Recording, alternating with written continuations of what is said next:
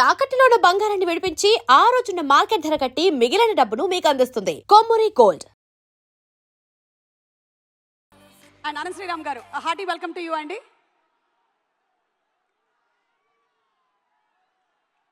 ఉలికి పడి ఊగాల ఉలకైనా నేనురకేస్తే, అదిరిపడి ఆగాల పిడుగైనా నేనడుగేస్తే,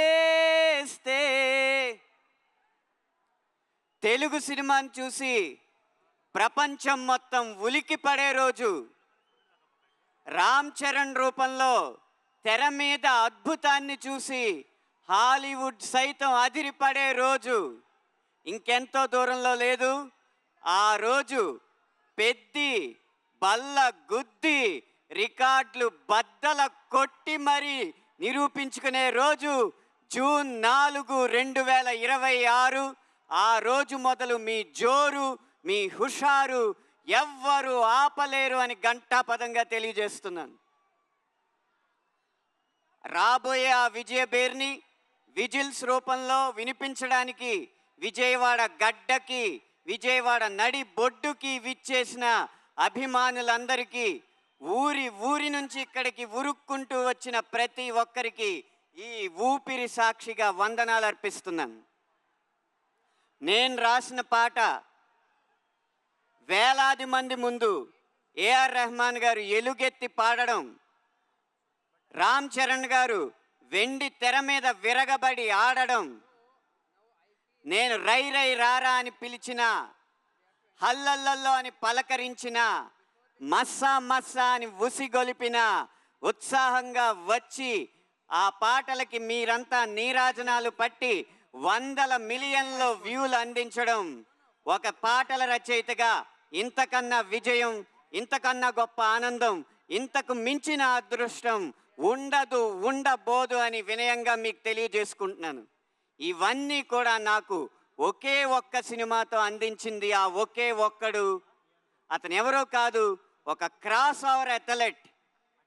కాగితం మీద కథ రాయడం, తెర మీద ఆ కథని తీయడం అన్న 2 ఆటల్ని ఒకే చోట ఒకే సమయంలో ఆడిన ఆ క్రాస్ ఓవర్ అథ్లెట్ మరెవరో కాదు, ఈ చిత్ర దర్శకుడు బుచ్చిబాబు సానా గారు.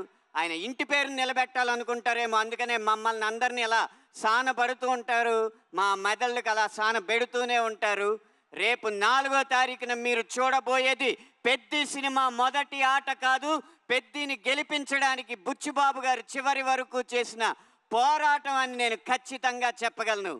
ఆ క్రాస్ ఓవర్ అథ్లెట్కి ఆట స్థలాన్ని, ఆట వస్తువుల్ని, ఆట జట్టుని అందించి అందరినీ అల్లారు ముద్దుగా చూసుకున్న కిల్లారు సతీష్ గారు, నిర్మాత గారు, వారందరికీ కూడా మనమందరం అభినందనలు తెలియజేయాలి, ధన్యవాదాలు తెలియజేయాలి.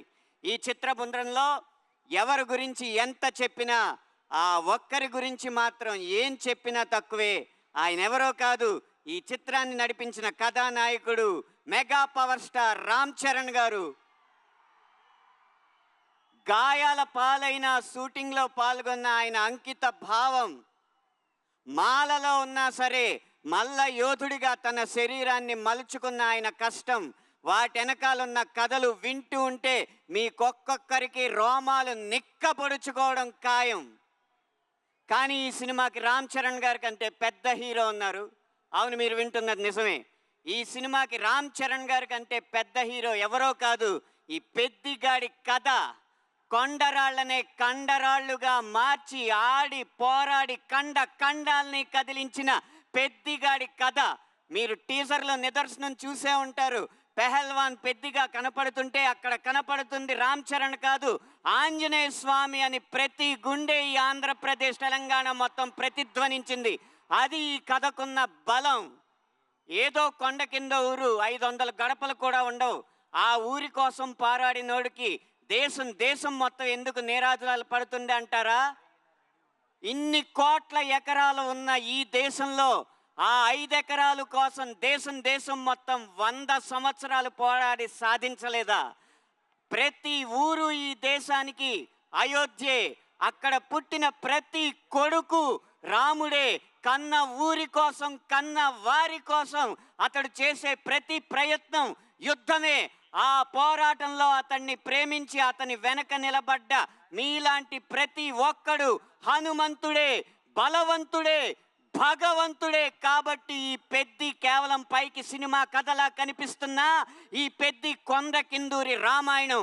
ఆ రామాయణం ఎంత కాలం నిలిచిందో ఈ పెద్ది కథ కూడా కాలాల పాటు నిలిచి సంవత్సరానికి 10 విజయాలు కాకుండా 10 సంవత్సరాలకి ఒకసారి వచ్చే సినిమాగా ఈ పెద్ది నిలిచిపోతుందని బల్లగుద్ది మరీ చెప్తూ, మండే గుండె నీలో లేదంటే కాలు చెయ్యి ఉన్నా లేనట్టే, నీకు నెగ్గే నైజం అర్థం కానట్టే.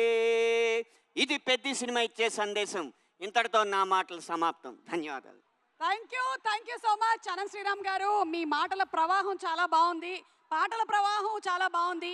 మీరు అడపాదడపా మా కోసం కొన్ని స్టెప్పులు కూడా వేస్తూ ఉంటారు. కాబట్టి చిక్రీ స్టెప్ ఏమైనా ఇవాళ ట్రై చేద్దాం అనుకుంటున్నారా? లేదు, సతీష్ గారు పారితోషికం ఇవ్వలేదు. అందుకని చిక్రీ స్టెప్ వేయట్లేదా? నేను స్టెప్ వేయాలంటే రామ్ చరణ్ గారి కంటే ఎక్కువ పారితోషికం కావాలి. వామ్మో, నమస్కారం అండి. ఈ ఒక్క వీడియో చాలు రేపటికి వైరల్ అవ్వడానికి. Thank you so much sir.